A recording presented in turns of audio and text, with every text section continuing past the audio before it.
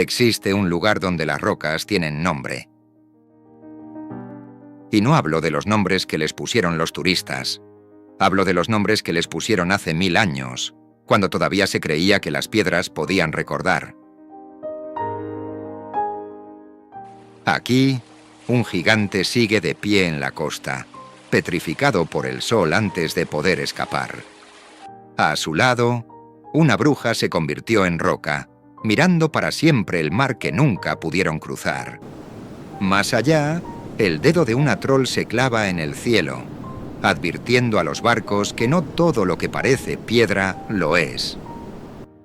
Esto no es un paisaje, es un archipiélago donde las leyendas nunca llegaron a morirse, donde la geografía y la mitología son básicamente la misma cosa, donde 54.000 personas viven entre gigantes y, con el tiempo, han aprendido a no hacerles preguntas. Y el mundo, por alguna razón, apenas lo conoce. Hay un detalle que cuesta procesar la primera vez que uno pone los pies aquí. Estas islas están en Europa, técnicamente. Están perdidas entre Escocia, Noruega e Islandia, en medio de un océano que casi nadie cruza por decisión propia. Y, sin embargo, la mayoría de las personas del mundo no podría señalarlas en un mapa. Muchos ni siquiera saben que existen. Esa es la primera paradoja de este lugar. Es un rincón de Europa que el planeta olvidó. Y es también exactamente la razón por la que sigue intacto. Durante siglos, los barcos que cruzaban el Atlántico Norte preferían dar un rodeo antes que arriesgarse a navegar entre estas islas. Las corrientes son traicioneras, las tormentas llegan sin aviso, y la niebla puede borrar un archipiélago entero en cuestión de minutos. En los mapas antiguos, los cartógrafos dibujaban las Feroe en lugares distintos cada vez, porque nadie estaba del todo seguro de dónde se encontraban. Algunos las ubicaban más al norte, otros más al sur, y unos pocos directamente las omitían, como si el miedo a equivocarse pesara más que la necesidad de representarlas. Pero hay algo todavía más extraño. Mientras el mundo entero se convertía en un paisaje predecible de autopistas, centros comerciales y ciudades intercambiables, aquí ocurrió justo lo contrario. Aquí no cambió casi nada. Las aldeas siguen siendo las mismas que hace 1000 años. Los tejados siguen siendo de hierba. Los mitos siguen siendo geografía. Y el viento sigue mandando. En el resto del mundo, las leyendas se imprimieron en libros y se guardaron en museos. Aquí, en cambio, las leyendas siguen afuera, esculpidas en la roca, visibles desde cualquier ventana, señaladas en los mapas oficiales con sus nombres antiguos, como si los cartógrafos modernos no se hubieran atrevido a cambiárselos. Este es un lugar donde creer en gigantes no es superstición, es simplemente mirar. Y si uno mira bien, empieza a darse cuenta de algo más. Aquí el tiempo no avanza como avanza en otros sitios. Aquí, el tiempo se queda. Se posa sobre las piedras, sobre las casas, sobre los hombros de la gente. Y se niega a irse. Islas Feroe. 18 islas perdidas en medio del Atlántico Norte. Un archipiélago tan pequeño que se puede cruzar de punta a punta en pocas horas. Tan poco habitado que tiene más ovejas que personas. Tan aislado que, durante siglos, los mapas lo dibujaban mal o directamente lo omitían. Su nombre original, Foroyar, significa exactamente eso. Las Islas de las Ovejas. Lo escogieron los vikingos que llegaron aquí hace más de 1000 años, buscando tierras donde nadie pudiera encontrarlos. Y lo consiguieron. Durante siglos estas islas fueron un secreto guardado por el mar. Y en cierto modo siguen siéndolo. No hay aeropuertos grandes, no hay autopistas, no hay rascacielos. Fíjate hasta qué punto. No hay ni un solo semáforo fuera de la capital. Y la capital, por cierto, es la más pequeña del mundo. Tórshavn. Unos 20.000 habitantes. Un pueblo con pretensiones de ciudad, donde las casas del Parlamento tienen tejado de hierba y llevan 1000 años en el mismo sitio.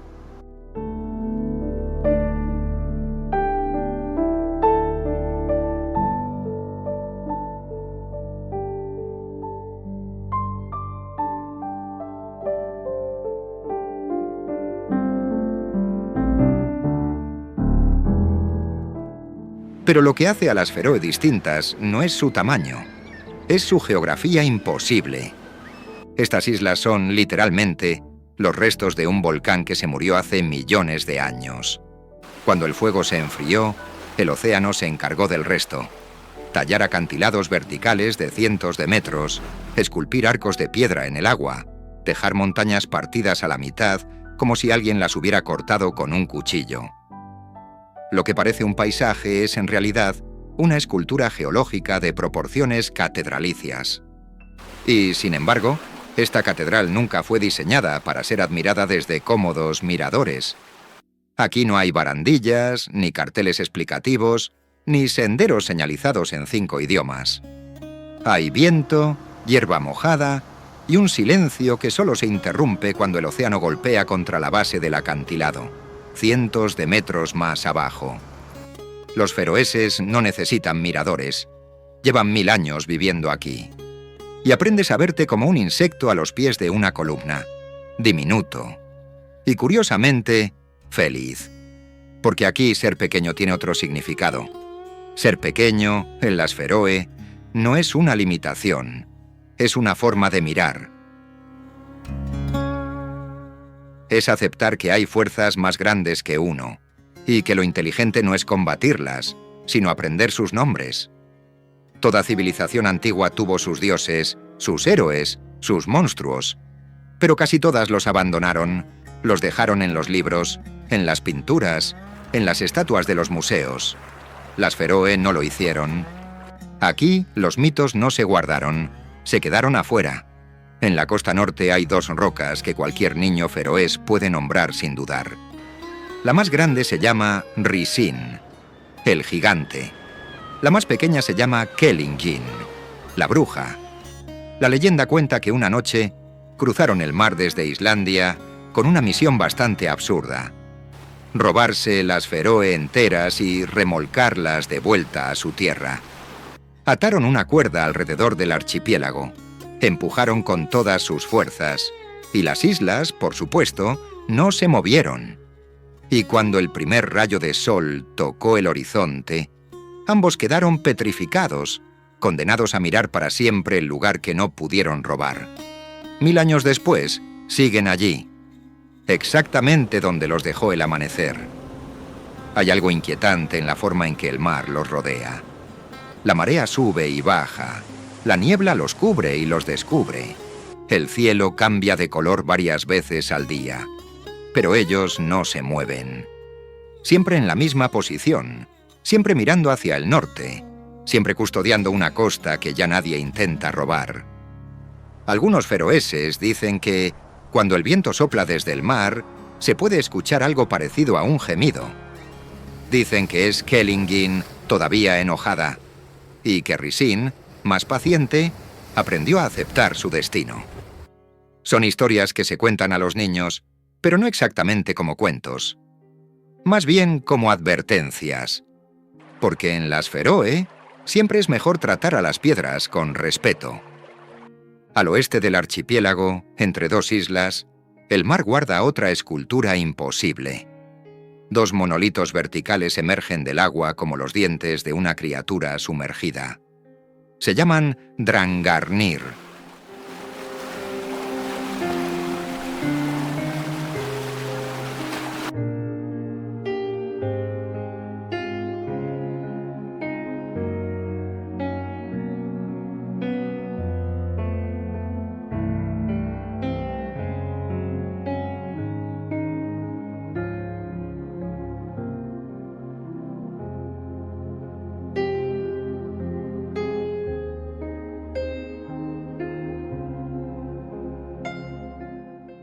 Y a su lado, una isla con picos afilados, Tindolmur, completa el conjunto.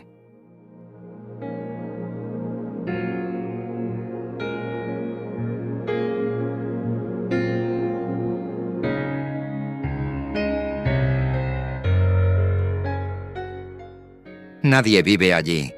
Nadie puede vivir allí. Solo aves marinas, gaviotas y niebla. Durante siglos, los marineros feroeses evitaban pasar entre ellos. No por superstición, ojo, por respeto. Hay lugares, decían, donde el mar no quiere testigos. El arco natural que forma uno de los Drangarnir es tan estrecho que, durante las tormentas, el agua golpea desde ambos lados al mismo tiempo, creando remolinos que tragan todo lo que se acerque. Los pescadores aprendieron, generación tras generación, que este lugar no es para los vivos. Es para los muertos del mar, que todavía no han encontrado la costa. Una vez al año, cuando las corrientes alinean la luna y la marea, el océano llena por completo el hueco entre los dos monolitos, y durante unas horas, Drangarnir deja de ser dos rocas y se convierte en una sola silueta recortada contra el horizonte. Como si el mar, por un momento, decidiera unirlos de nuevo. Y al sur, en otra de las islas principales, un dedo de piedra de más de 70 metros se levanta solo del océano. Se llama Trollkonufingur, el dedo de la troll. Según la leyenda, una troll descomunal intentó arrancarse las feroe del suelo, y solo consiguió dejar su dedo clavado en la roca cuando el amanecer la convirtió en polvo. El resto de ella está en algún sitio, dicen los pescadores, esparcida por el fondo del mar. Estas historias, por cierto, no son folclore turístico, son geografía oficial. Los mapas del gobierno feroés usan estos nombres. Los profesores los enseñan en las escuelas. Los marineros los repiten al hijo que hereda la barca. Porque aquí, un gigante petrificado no es una metáfora. Es, literalmente, una dirección postal. Y eso cambia cómo se mira todo. Cambia cómo se camina por la costa, cómo se navega, cómo se construye una casa, cómo se elige un nombre para un hijo, cómo se cuentan los años. Cuando tus vecinos son gigantes de piedra, aprendes a vivir con otra escala de tiempo. Una escala en la que 1000 años no son tantos. En la que tú, con tus 80 o 90 años de vida, eres apenas un parpadeo. Si los gigantes de piedra son los personajes de este archipiélago, los acantilados son el escenario donde sucede todo.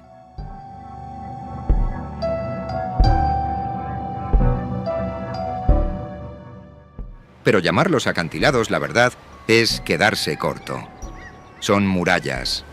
En el sur del archipiélago la tierra se acaba de una forma que cuesta explicar sin haberla visto. Beinisbor, un muro vertical de casi 500 metros que cae directo al océano sin avisar. No hay playa, no hay transición.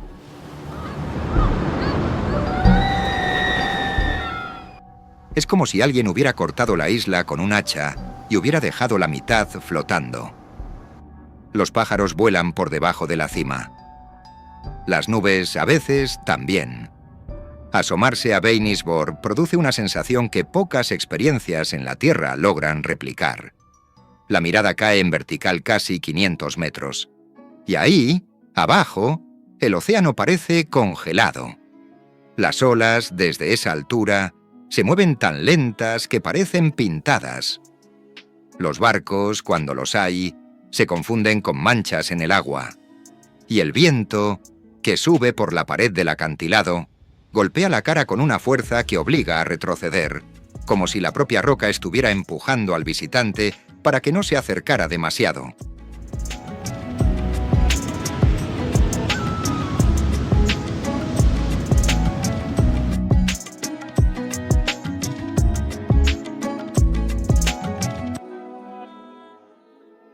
Más al norte, otro acantilado con una leyenda aún más cruda. Trelanipa, el risco de los esclavos.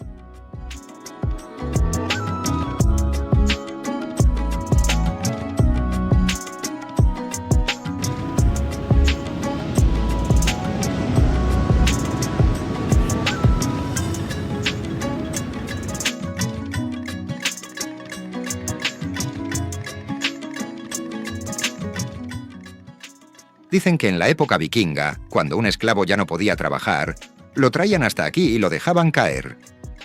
No había juicio, no había tumba, solo el mar. El nombre se ha mantenido durante más de 1000 años, y nadie ha intentado cambiarlo. como si los feroeses modernos entendieran que borrar el nombre sería borrar la memoria. Y borrar la memoria sería olvidar lo que estos acantilados han visto. Desde arriba, el acantilado ofrece una de las vistas más desconcertantes del mundo. Un lago que parece flotar sobre el océano. Sar-Bax-Vatn. Un lago de agua dulce que queda justo al borde del precipicio, a decenas de metros por encima del mar, pero que, visto desde el ángulo correcto, parece estar suspendido en el aire, como si las leyes de la física hubieran decidido no aplicar aquí. Es una ilusión óptica, sí, pero también es un símbolo, porque en las Feroe las cosas casi nunca son lo que parecen. El lago, visto desde cualquier otro lugar del archipiélago, es simplemente un lago. Agua dulce, superficie tranquila, peces que nadie pesca. Pero basta con subir al borde de Trelanipa, asomarse en el ángulo correcto, y el mundo se quiebra. La línea del horizonte se dobla. La perspectiva miente. Y durante un segundo, uno ve algo que el cerebro rechaza. Un lago suspendido sobre el mar, como si la gravedad hubiera decidido tomarse una pausa. Hay fotos de Sar-Bax-Vatn que han recorrido el mundo. Mucha gente al verlas asume que son un montaje. Un truco de Photoshop. Una exageración turística. Pues no. Es exactamente así.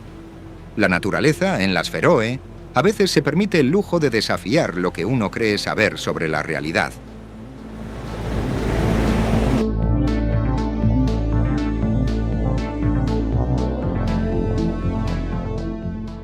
Y hay un acantilado que supera a todos los demás. Está en el extremo norte del archipiélago. Se llama Cabo Eniberg.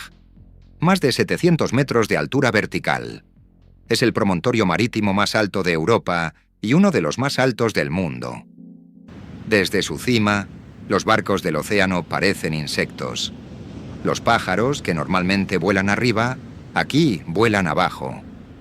Hay pocas experiencias humanas que te recuerden con tanta contundencia lo pequeños que somos como asomarse al borde de Eniberg. Y, sin embargo, aquí vive gente, pueblos enteros. A los pies de estos muros, en casas diminutas con tejado de hierba, como si el acantilado no estuviera, como si convivir con un gigante de 700 metros fuera algo normal. Para ellos lo es. Cuando uno nace en las Feroe, el acantilado no es un espectáculo, es el vecino. Está ahí desde antes que tú, y estará ahí mucho después. Es una presencia, como podría serlo un árbol en otro país, pero a escala geológica. Y esa convivencia con lo monumental cambia algo profundo en la forma de estar en el mundo. Los feroeses no se admiran de sus propios acantilados. Los respetan, los conocen. Saben cuándo son peligrosos y cuándo son generosos. Saben en qué época del año se puede caminar por ciertos senderos y en cuál no. Han aprendido, generación tras generación, a no competir con ellos.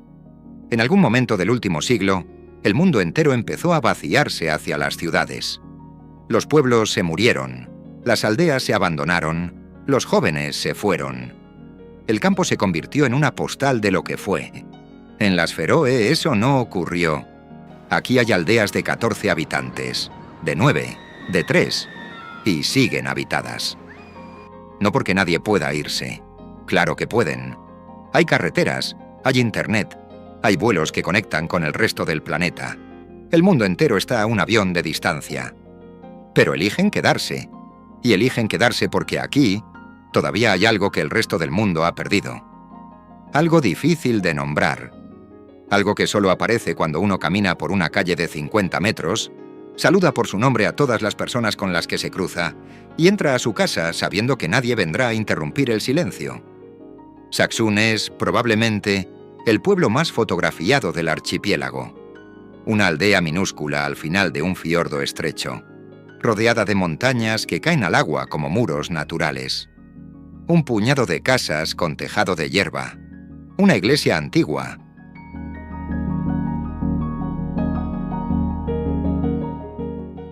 Y un lago que se convierte en laguna cuando sube la marea, y en prado cuando baja. En invierno, cuando la nieve cubre los tejados, Saksun se vuelve indistinguible del paisaje. Como si el pueblo siempre hubiera estado ahí. Como si hubiera crecido de la tierra, no construido sobre ella. Hay algo profundamente conmovedor en la manera en que Saksun se integra con su entorno. Las casas no intentan destacar, no compiten con las montañas, no se imponen al paisaje. Se arrodillan ante él. Se dejan cubrir por la hierba, por la nieve, por la niebla. Como si su único propósito fuera desaparecer con dignidad y aparecer de nuevo cuando alguien las necesite.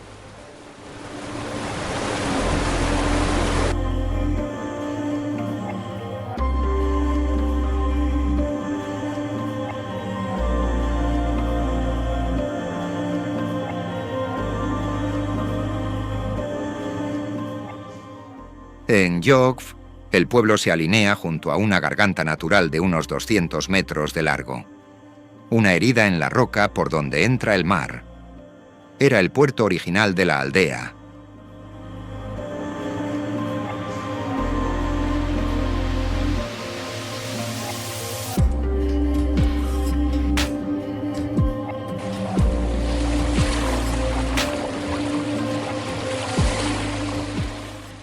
Durante siglos, los pescadores bajaban sus barcas por esta grieta. Subían el pescado a pulso, perdían barcos, perdían hombres. Y siguieron haciéndolo durante generaciones, porque la garganta era la única salida al océano. La palabra Hogv, en feroés, significa justamente eso, garganta. El pueblo no se llamó así por casualidad. Se llamó así porque la garganta era lo primero que veías al llegar, lo último que veías al irte, y lo único que separaba la vida de la muerte durante los meses de pesca. Hoy la garganta sigue ahí, casi intacta. Los barcos ya no bajan por ella, pero el mar sigue entrando. Sigue retumbando contra las paredes de roca. Sigue recordando, cada día, por qué este pueblo existe. Chornuvik se esconde al final de una carretera que parece no llevar a ninguna parte, entre dos montañas que casi se tocan.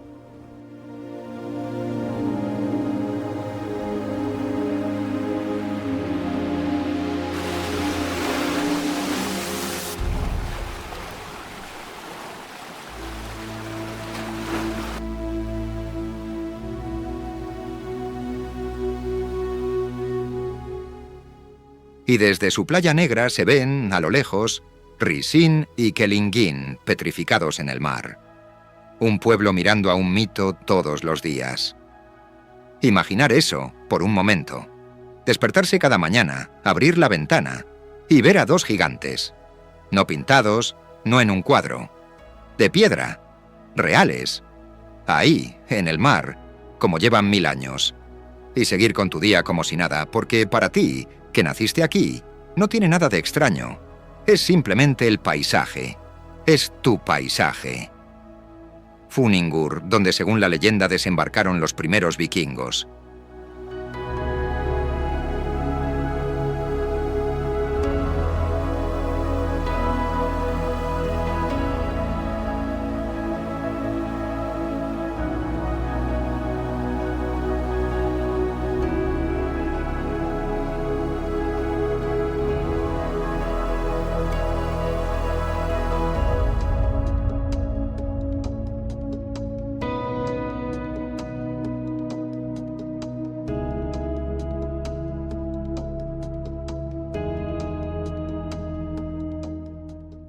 Kvivík, una de las aldeas más antiguas del archipiélago, con ruinas vikingas todavía visibles.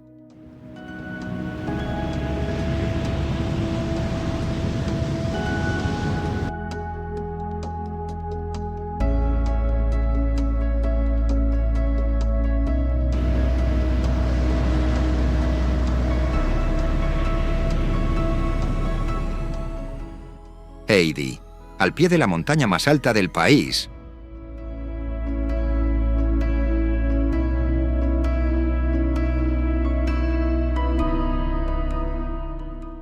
Vidareidi, el pueblo más al norte de todo un continente.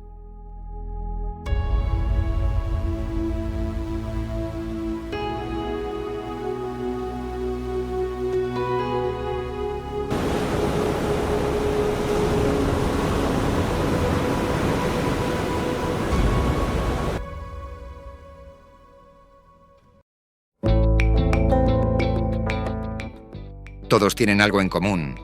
Son pequeños. Y todos, sin excepción, tienen más ovejas que personas.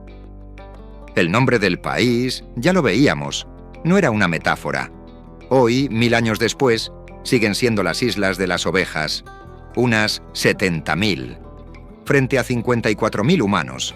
Una proporción que no ha cambiado en siglos, porque aquí nadie ha querido cambiarla. En el resto del mundo, la riqueza se mide en cuánto creces. En las Feroe, se mide en cuánto conservas.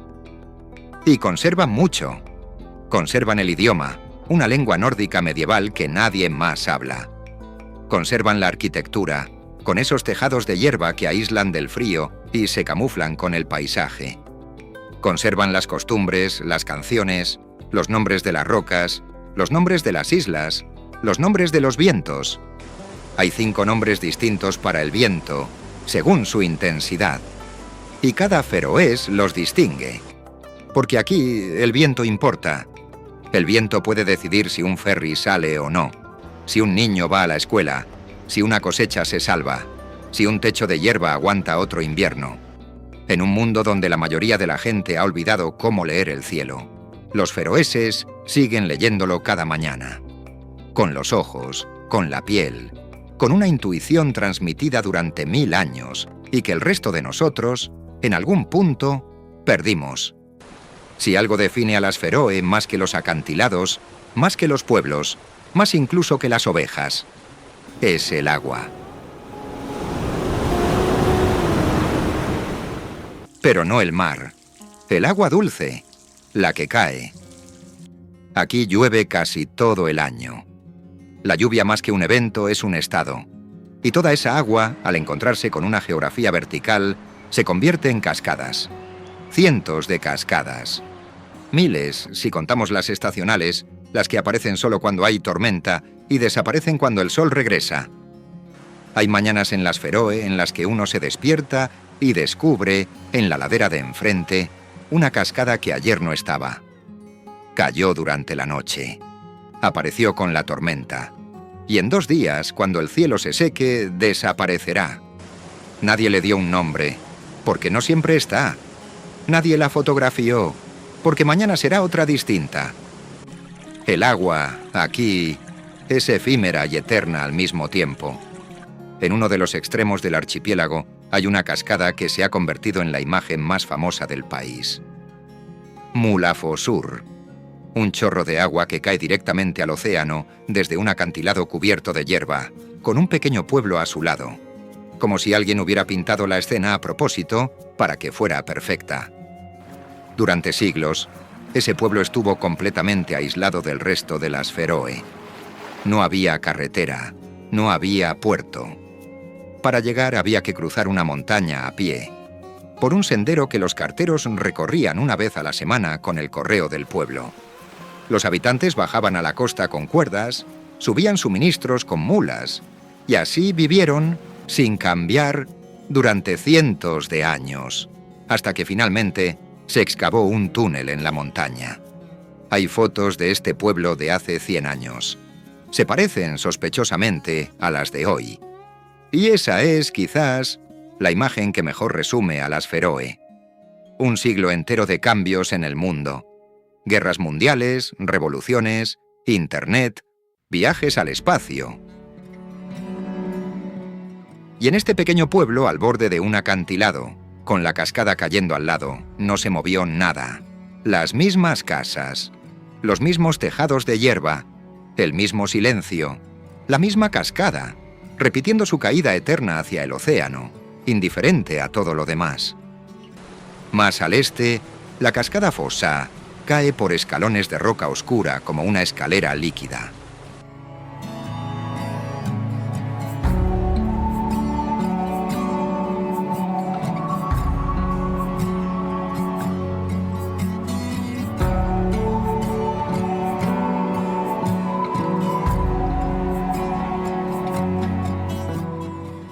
La voz de la Fossur, en cambio, hace algo aún más extraño.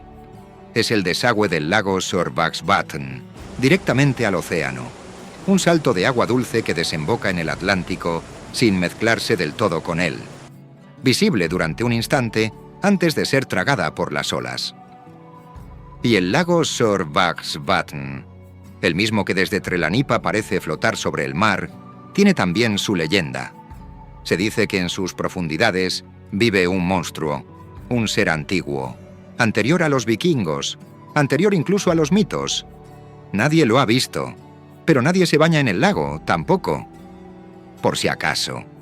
Y es curioso cómo los feroeses, en pleno siglo XXI, siguen respetando estas historias. No es que crean literalmente que hay un monstruo en el fondo del lago. Es que entienden que respetar el mito es, en el fondo, respetar al lugar. Y respetar al lugar es la única forma de seguir mereciéndolo. En las Feroe, el agua no es solo paisaje, es memoria. Cada cascada ha estado cayendo en el mismo sitio durante miles de años. Cada lago ha estado guardando el mismo reflejo. Cada gota que cae hoy en Mulafosur repite un movimiento que empezó antes de que existieran los vikingos, antes de que existieran los mitos, antes de que existieran los nombres. El agua no recuerda, pero enseña a recordar. 18 islas, cada una un mundo aparte. Pero hay dos que destacan incluso entre las demás. Dos islas que, por razones distintas, se han convertido en los símbolos más reconocibles del archipiélago. La primera es Meikines, la más occidental, la más aislada, la más difícil de alcanzar. Un ferry llega una vez al día, si el tiempo lo permite, y el tiempo rara vez lo permite. Menos de 20 personas viven aquí de forma permanente. En invierno, a veces, ninguna. Llegar a Meikines es, en sí mismo, una pequeña aventura. El mar entre esta isla y la principal es particularmente agresivo, y el ferry puede cancelar sus viajes durante días enteros sin aviso. Los visitantes que consiguen llegar, a veces, no consiguen volver. Se quedan varados. A veces una noche, a veces una semana. Y aprenden por la fuerza lo que los feroeses saben desde siempre. Aquí, el clima manda. Y la única respuesta correcta al clima es la paciencia. Pero Meikines tiene algo que ninguna otra isla tiene. Frailecillos, miles, decenas de miles. Pequeños pájaros blancos y negros con picos naranjas, que anidan en los acantilados de Meikines desde hace siglos. Llegan cada primavera desde el océano abierto, eligen una pareja, excavan una madriguera en la hierba de los acantilados, crían a un solo polluelo. Y cuando el verano se acaba, desaparecen todos a la vez, en un mismo día, y nadie sabe exactamente a dónde van. Hay pocas cosas en la naturaleza tan sincronizadas como la llegada y la partida de los frailecillos. Durante meses, los acantilados de Meikines hierven de vida. Es imposible caminar por la isla sin ver cientos de ellos. Se asoman desde sus madrigueras, se lanzan al vacío, vuelan en círculos sobre el océano con sus alas batiendo a tal velocidad que parecen zumbar.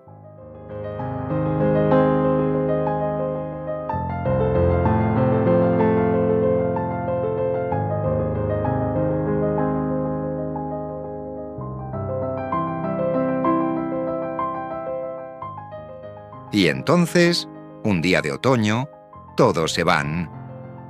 Al amanecer del día siguiente, los acantilados están vacíos, como si nunca hubieran estado ahí. Durante miles de años, el frailecillo fue alimento esencial en las Feroe. Hoy es, sobre todo, un símbolo, el emblema no oficial del archipiélago, un recordatorio de que incluso en el lugar más aislado del continente hay vida. Vida que viene, que se queda unos meses y que se va, como los humanos, pero con más puntualidad. La segunda isla es Kalsoy. Larga, estrecha, casi sin habitantes, partida por túneles excavados en roca viva que conectan sus 4 pueblos. Pero lo que hace famosa a Kalsoy no está en los pueblos. Está al final de la isla.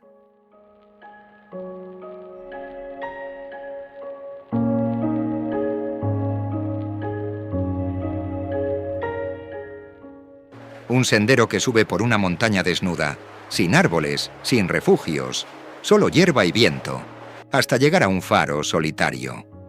El faro de Kalur. Un edificio minúsculo, pintado de blanco, colocado sobre un acantilado que parece diseñado para intimidar. Detrás del faro, la roca se acaba. Cae al océano en un precipicio de cientos de metros. Más allá, solo mar, solo Atlántico, solo horizonte. Este faro aparece en películas, en series, en campañas de turismo de medio mundo. Y es comprensible. Pocos lugares en la Tierra expresan con tanta claridad la idea de fin del mundo. Un faro solo, rodeado de nada, y el océano recordándote con cada ola que la civilización queda muy lejos de aquí. Subir hasta Kalur, dicho sea de paso, no es fácil. El camino serpentea por una ladera cubierta de hierba resbaladiza, sin barandillas, sin refugios, sin nada que proteja del viento. A mitad de la subida, si uno mira hacia atrás, puede ver toda Kalsoy desplegándose como una serpiente de roca, con sus 4 pueblos minúsculos distribuidos a lo largo de la isla. Al llegar arriba, el faro aparece de golpe. Pequeño, blanco, solo, y detrás el acantilado, el vacío, el océano. Desde Kalsoy, si el día está despejado, se puede ver Kalur iluminado por el sol, mientras el resto del archipiélago está bajo la lluvia. Como si las Feroe no fueran un país, sino una colección de climas distintos pegados con viento. Porque eso es lo que son, al final. 18 islas, 18 reglas, 18 formas de mirar al mar. Y en medio de todas, un faro pequeño al borde del mundo, encendiéndose cada noche por si alguien viene. Aunque casi nunca venga nadie. Desde el aire, las Feroe parecen más montaña que isla. Y es porque lo son. La cima más alta del archipiélago, el monte Sletaratindur, se eleva casi 900 metros sobre el nivel del mar. No es una altura impresionante comparada con otras cordilleras del planeta. Pero aquí, en una isla donde todo sube desde el mar en vertical, Sletaratindur es, literalmente, el techo del país. Desde su cima, en los pocos días del año en que el cielo lo permite, se pueden ver todas las islas del archipiélago a la vez. Todas. 18 desde un solo punto. Es un privilegio geográfico tan raro que algunos feroeses se pasan la vida entera esperando el día adecuado para subir. Y cuando finalmente suben, muchos describen lo mismo. Una sensación difícil de explicar. Ver tu país entero desplegado debajo de ti, cada isla, cada pueblo, cada acantilado. Saber que 54.000 personas, tu gente, están repartidas ahí abajo, en esos puntos minúsculos que apenas se distinguen desde la cumbre. Sentir, por un segundo, la escala real del lugar que llamas casa. Y entender, también por un segundo, por qué siempre ha sido tan difícil irse de aquí. Más al norte, la montaña Klakur ofrece una vista distinta.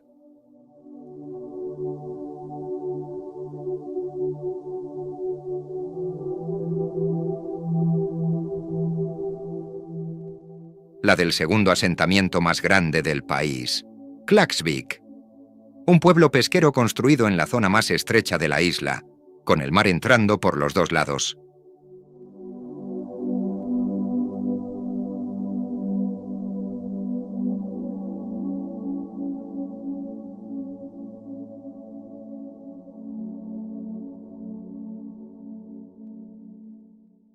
Desde Klakur, al atardecer, Klaksvík parece flotar entre 2 océanos. Y al fondo, siempre, las montañas de Kalsoy recortándose en el horizonte.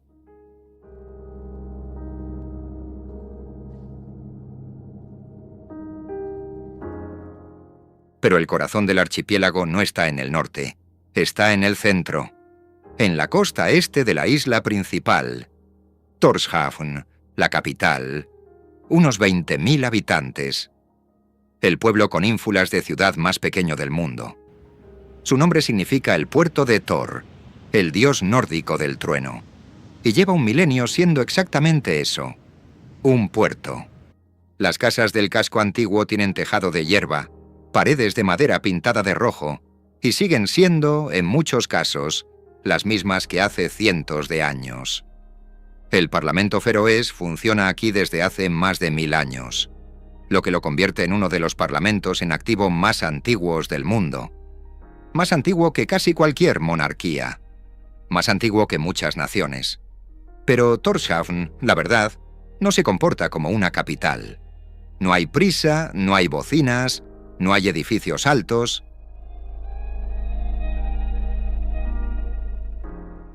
El tejado más alto de la ciudad sigue siendo el de la catedral, y la catedral es, francamente, pequeña. Es como si las Feroe, incluso en su centro de poder, hubieran decidido no hacer ruido. Y esa decisión, silenciosa y colectiva, es quizás la clave de todo. En un mundo donde todas las capitales compiten por ser más ruidosas, más altas, más brillantes, Tórshavn eligió lo contrario. Eligió seguir siendo pequeña. Eligió seguir siendo un pueblo disfrazado de capital. Eligió que sus casas de madera roja, sus tejados de hierba, sus calles estrechas, siguieran contando una historia que empezó hace 1000 años y no tiene ninguna intención de terminar.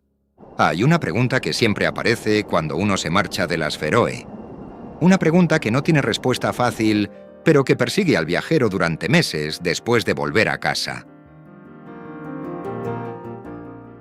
¿Por qué se quedan? ¿Por qué 54.000 personas eligen vivir en un archipiélago donde llueve casi todo el año? Donde el sol, en invierno, a veces ni siquiera sale. Donde el viento puede alcanzar fuerza de huracán sin aviso. Donde no hay grandes universidades, ni grandes empresas, ni grandes ciudades. Donde cada vuelo hacia el mundo empieza con la duda de si podrá aterrizar al volver. ¿Por qué se quedan pudiendo irse? Y la respuesta, si uno escucha con suficiente atención, siempre termina siendo parecida. Se quedan porque en las Feroe todavía se puede ser pequeño sin que eso sea un fracaso. Todavía se puede vivir sin prisa sin que eso sea un lujo. Todavía se puede conocer a todos los vecinos, todo el paisaje, todas las rocas por su nombre, sin que eso parezca extraño. En un mundo que nos ha convencido de que crecer es progresar, de que moverse es avanzar, de que acumular es prosperar, existe un archipiélago que lleva 1000 años demostrando exactamente lo contrario. Aquí, los gigantes siguen petrificados en la costa. Las brujas siguen convertidas en roca. Los mitos siguen escritos en la geografía oficial. Los pueblos siguen teniendo 14 habitantes.